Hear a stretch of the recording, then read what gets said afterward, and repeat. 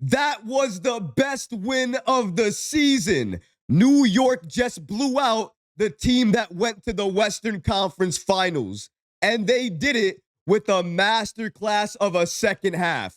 The ball movement generated so many open threes. The defensive intensity picked up, but the play from Mitchell Robinson was game-changing, and we saw OG Anunoby take another step into all-star status. He absolutely dominated the Timberwolves. We're going to break down all of these latest reports today. This episode is presented by FanDuel. If you're enjoying the content, please hit that subscribe button and make sure you have notifications turned on so you don't miss any new content. And now, let's get started. The Knicks blow out the Minnesota Timberwolves. The Knicks have won 3 straight and remain undefeated at home. And if they continue to play the way like they played last night, that streak will absolutely continue. As you can see here, the Knicks win against the Timberwolves. They blow them out 137 to 114. The Knicks dropped 137 points on the Timberwolves' heads. That is insane. But you know what's even more insane than that? New York dropped 83 points. 83 points in the second half against the Timberwolves. That right there was the game. The Wolves could never come back from that. And shout out the channel sponsor FanDuel, America's #1 sportsbook, for giving us this updated information on who was supposed to win last night's game between the Knicks and the Timberwolves. And once again, FanDuel called it right. Even though it was close, FanDuel believed the Knicks were the favorites to win this matchup against the Timberwolves. And they were absolutely correct. And you can see that based on the money line. The New York Knicks were minus 174, while the Timberwolves were at plus 148. But New York found a way to pull out the victory with an amazing second half.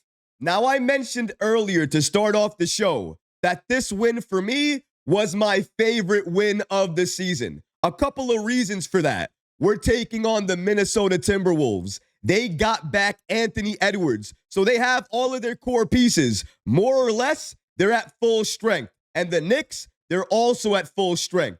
New York went to the Eastern Conference Finals last season. The Minnesota Timberwolves, they went to the Western Conference Finals last season. So both of these teams, they are powerhouses. This was a true test. And New York, they answered the call by blowing out the Timberwolves, although it was still a tale of two halves. In the first half, New York, they really weren't playing the defense they needed to play to make this a true game. In that first quarter, they allowed the Timberwolves to get open threes. They also allowed the Timberwolves to drive inside anytime they wanted to. But they closed out the quarter well, thanks to Mitchell Robinson and his great offensive rebounding. But in that second quarter, I thought New York did a better job of playing defense, playing the passing lanes, moving the ball, and getting open shots, driving inside, and making sure we're taking a quality shot. A quality drive, a quality cut, or a quality open three-point shot.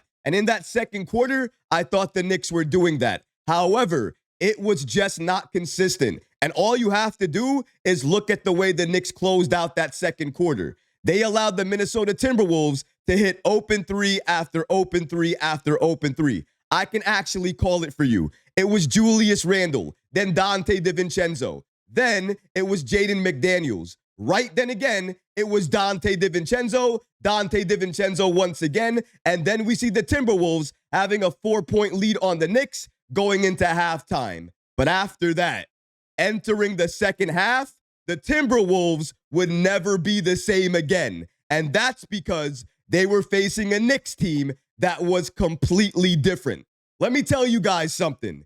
If the New York Knicks play the way they played last night in that second half, for 48 minutes against each and every team they play, moving forward, they are not losing another game. because the way they played last night was just incredible. You want to talk about third quarters. You want to talk about ball movement, open three-point shots, driving inside, open easy opportunities, beating down the Timberwolves so bad that they stopped playing defense inside, so much so that Deuce McBride can go coast to coast and score on the Timberwolves. So much so that OG Anunoby can penetrate, drive inside, and the entire Timberwolves team on the floor is just staring at him, drive inside and score. That's how bad the Knicks were beating down the Timberwolves. They were dominating the Timberwolves, and the Wolves could not do anything about it. Even though they tried to go on a run, they tried to shoot some threes, drive inside, get back into the game, it didn't matter because they stopped playing defense. And the Knicks, they saw that, and they took full advantage of that. They dominated them on the boards. Second chance opportunities. Not only OG Anunoby, who, by the way, was a monster last night. He was all over the court, not only scoring, but his defense, getting into the passing lanes, getting deflections, getting steals, going all the way coast to coast, scoring on the Timberwolves inside, shooting open threes on the Timberwolves. It was just an all-out assault, and the New York Knicks didn't stop, wouldn't stop until the Timberwolves were lifeless and not showing any signs that they were going to fight back. New York completely dominated them, outclassed them, outplayed them. They played them better from three. They drove better than them. They played better defense, especially in that second half. They also turned off all of those open looks that the Wolves were getting from three. They dominated them on the boards. They were forcing turnovers. They were scoring in transition. I mean, every single way you wanted the Knicks to dominate the Wolves in, they absolutely did that. Now, there's a lot of people I could name for why the Knicks won this game. But for me, I got to start with one player. And it might not be a player, especially if you're looking at the box score, that's going to jump out right away. But if you watch the game, you know he was the number one game changer of this game for the Knicks. And in my opinion, New York does not win this game if this man is not playing. And I'm talking about the blockness monster, Mitchell Robinson. Look at what this man did last night. In 16 minutes. 16 minutes. No more than that. 9 offensive rebounds. 10 rebounds in total. 4 of 5 from the field. A lot of those put back dunks off of New York Knicks misses. 3 blocks. I can name all of them to you. Anthony Edwards, Julius Randle, and Jaden McDaniels. The Jaden McDaniels block, on the other end, Josh Hart, he misses a drive. And then Mitchell Robinson is right there to clean it up, get the offensive rebound, and have a putback dunk. Then he's running back, and he blocks Jaden McDaniels' shot inside easily. What a sequence from Mitchell Robinson. I know he only played 16 minutes, but even though he played 16 minutes, his impact was felt all game long. For me, it felt like he played 25 minutes. This is the main reason Mitchell Robinson is still on this team and why he's being load managed. Because when healthy, he can give you that type of performance. And that performance, it's game-changing. But Mitchell Robinson, he wasn't alone. He had some help. OG Anunoby was a monster last night. And in my opinion, he showed you last night why he's going to be an all-star this season. Let's break it down. 25 points, 10 of 17 from the field. So efficient. 3 of 5 from 3. Once again, so efficient. 8 rebounds. 5 of those rebounds were offensive rebounds. He had 2 steals, 1 block, and he was a plus 14 in 32 minutes. I know defensive player of the game went to Deuce McBride last night, but it could have easily went to OG Anunoby. Talk about monster, not only on defense, and let's face it, defensively, We know what OG Anunoby brings, especially this season, especially last night. Him getting into the passing lanes, deflections, steals, blocks. We know what OG Anunoby can do defensively, and last night, he did it once again. You love to see it. But the offense. When did he become such a great three-point shooter? I mean, I know he was always a good three-point shooter. I never knew he was a great three-point shooter. Now, a lot of his threes, they were open, but some of his threes earlier on in the season, they were open and he was missing them. Now, he's not missing them. He's making them. Alarmingly, if you're the opposing team. Because what do you do now? OG Anunoby is hitting threes right in your face with this much space. Sometimes he's wide open. You can't do anything against him. And then if you send a defender to him, he is just going to fake it, or he's going to drive past them, get to the rim, and then drive it home, or get to the line and one, or something like that. Either way, OG Anunoby is proving slowly you can't stop him. You want to protect the three, he's going to drive on you. You want to prevent the drive, he's going to shoot on you. Anunoby's even cutting better now. He's rebounding, offensive rebounds, getting the offensive rebound and going back up, layup, or put back dunk, or getting the offensive rebound, passing it to the corner, open three. He did that last night with Deuce McBride. Anunoby is playing on a different level, and you're not going to tell me anything otherwise. This man looks like an all-star, and when the voting happens, I better see Karl Anthony Towns, Jalen Brunson, Mikal Bridges, and OG Anunoby dominating the all-star votes because they are playing like all-stars. And I mentioned one player just now, didn't I? Jalen Brunson. I gotta say, Jalen Brunson, whose role has changed a lot this season. Does it matter? It doesn't. Because the captain, no matter what you want him to do, no matter what role you want him to play, he is gonna find a way to thrive. Last night, he found a way to thrive even better. He was flirting with his first NBA triple-double. Shout out to New York Basketball on the app X for giving us this following information. Jalen Brunson last night, as the Knicks topped the Minnesota Timberwolves, 23 points, 7 rebounds, and 10 assists. Jalen Brunson was moving this ball all night long. And the main reason why is like we saw against Chicago, like we saw against the Wizards, and like we saw last night against the Timberwolves, he is seeing a lot more double teams, sometimes triple teams. And when that happens, you have to be smart with the basketball. And Brunson is always smart with the basketball. There were a number of plays. Jalen Brunson is driving into the lane on Mike Conley, and then Julius Randle sees him. He comes in to help. As soon as he does that, Jalen Brunson passes it out to Josh Hart, open three. Passes it out to OG Anunoby, open three.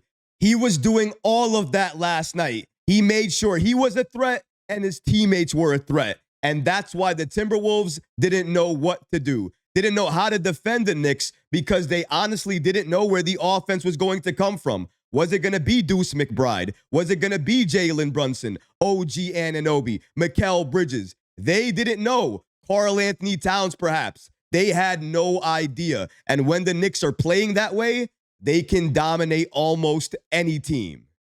And if we're talking about numbers, you know we got to talk about the team stats. Like we always do, we're going to review the stats that help the Knicks win this game the most. Not every team stat. Let's take a look at the field goal percentage. 53.9% for the Knicks, 48.2% for the Wolves. 45.2% from three for New York, and they put up 42 threes, only making 19 of them. The Minnesota Timberwolves shot 47.5% from three, putting up 43s and also making 19 of them. The turnovers. The New York Knicks committed 14 turnovers and conceded 21 points off of them. The Minnesota Timberwolves committed 17 turnovers and conceded 29 points off of them. So the Knicks were able to force more turnovers and they were able to score on more turnovers. And that's one of the main reasons they were able to win this game. But look at the ball movement. Look at the assist numbers. 32 assists for the Knicks, 30 assists for the Timberwolves. The Wolves, they move the ball really well, especially in that first half. But in the second half, the Knicks, they dominated with that ball movement. That third quarter, it was full of ball movement, full of open three-point shots. The Knicks played great as a team. And each and every time they are hitting this 30-plus mark with assists, they are winning every game. That's something to take note of. The Knicks also dominated inside the paint. They had 62 paint points compared to 40 paint points for the Minnesota Timberwolves. And if you were watching last night, that's thanks to people like Jalen Brunson, Deuce McBride, OG Anunoby, Mitchell Robinson, Karl Anthony Towns. These guys were destroying them inside, getting offensive rebounds, trying to score any way they could, and the Timberwolves, they would just allow them to. But there is one main stat here. Why the Knicks completely dominated the Wolves and why they won this game. And it's the rebounding battle. New York had 50 rebounds to the Minnesota Timberwolves' 31 rebounds. They had 21 offensive rebounds and 29 defensive rebounds. 21 offensive rebounds. That's almost as many rebounds as the Timberwolves had as a team. They had 31 rebounds as a team. The Knicks out-rebounded them by 19. 19. When you control the boards like that, when you dominate a team like that, and you're moving the ball, and you're forcing turnovers, how are you going to lose? They had 21 offensive rebounds, 21 second chance opportunities. And a lot of those opportunities, they were able to score again. Sometimes it wasn't even a second chance opportunity. They were able to get the ball for a third time, a third opportunity. There was one time, it was a shot by Mikal Bridges, miss. Mitchell Robinson offensive rebound to a wide open Jalen Brunson. He misses that shot. And then Deuce McBride comes in for another offensive rebound. Mind you, this is the same sequence. He goes up and he makes the bucket. What do? The New York Knicks at full strength when they're locked in, playing together, and the chemistry is clicking like it did last night, especially in that second half. New York looks unstoppable. It wasn't always perfect. It wasn't always pretty. The first half was up and down, but you saw it. You saw what it could look like when things are going the right way. I don't know about you guys, but I am so hyped. This Knicks team is here. We are ready. This is our year, our season, our time. We are going all the way to the NBA Finals. And last night, we proved it. We showed it. What a statement game. That wasn't the Washington Wizards. That was the Minnesota Timberwolves with all of their core pieces fully healthy and available. They went to the Western Conference Finals last year, and the Knicks embarrassed them, blew them out, and remain undefeated at MSG. That's exactly how you play New York Knicks basketball. New York, we're here. But what about you guys? What do you think about this Knicks team blowing out the Timberwolves 137 to 114? Let me know how you feel about that in the comment section below, guys, because honestly, I would love to hear from you. But that's going to do it for this episode. I hope you enjoyed it. And if you did, go ahead and smash that like button, leave a comment below. And of course, guys, please subscribe to the channel. Until next time, Knicks fans, take care of yourself, your families, and each other. Peace and love.